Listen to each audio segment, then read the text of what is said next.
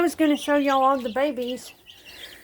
So the lighter ones, like these are Rhode Island Reds. Well, okay, so the ducks, one of them is off of our ducks, which is this one over here, which is mallard and khaki camel mix.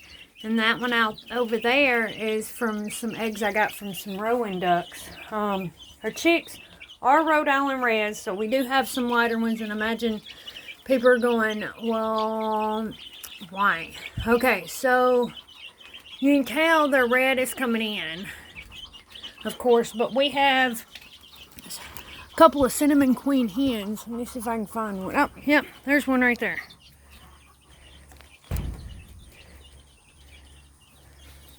You see?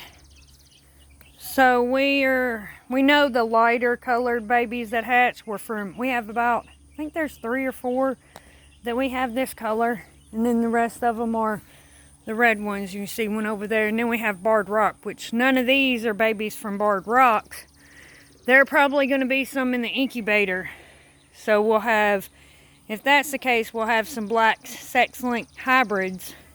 But pretty sure we're going to keep all of these. And the ducks.